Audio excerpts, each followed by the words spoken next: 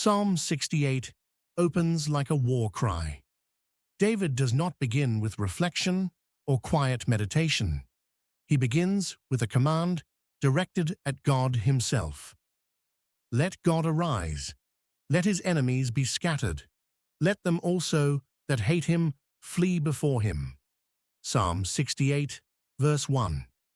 The language comes straight from Numbers 10, verse 35. The ark represented God's presence among his people. When it rose, God rose. When it moved forward, Israel moved forward. David is invoking the full weight of Israel's covenant history, placing this psalm inside the story of God, moving among his people with sovereign authority. Let God arise. The command is not a suggestion. It is a declaration of confidence. David is not asking whether God will act. He is calling on God to do what God does.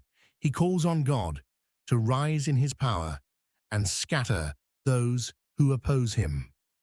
The verb arise carries the sense of standing to one's feet for action, the way a king rises from his throne to exercise authority. The result is immediate and total. Enemies scatter, those who hate God flee. The scattering is not a slow retreat. It is a rout. The picture is of an army that breaks formation and runs in every direction at once, unable to maintain any organized resistance before God.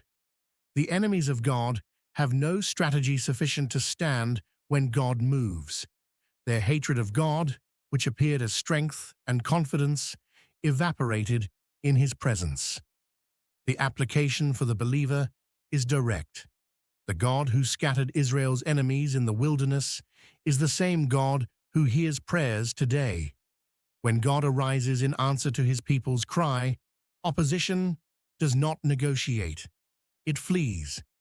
As smoke is driven away, so drive them away. As wax melteth before the fire, so let the wicked perish at the presence of God. Psalm 68, verse 2. David reaches for two images to describe what happens to the wicked when God moves. The first is smoke driven by wind.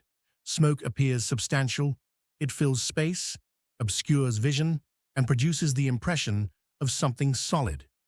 But apply wind to smoke, and it disperses, leaving no trace of what seemed so solid moments before. The wicked, for all their apparent power and organization, are smoke before God's wind. The second image is wax before the fire. Wax holds its shape under normal conditions. It appears firm and structured, but introduce heat, and it collapses into formlessness. The presence of God functions as fire, before which the wicked cannot maintain their shape. They perish in his presence, not by David's sword or Israel's army, but by the simple fact of God being there. Both images share the same logic. The wicked are not destroyed by superior human force. They are destroyed by exposure to God. His presence alone is sufficient. The wicked cannot survive contact with God. But let the righteous be glad. Let them rejoice before God. Yea, let them exceedingly rejoice. Psalm 68, verse 3. The contrast is sharp and deliberate. God's enemies scatter and perish, and the righteous are glad. The same arising of God that destroys the wicked produces joy in those who belong to him.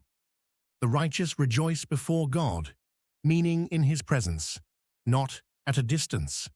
God's presence is not neutral territory.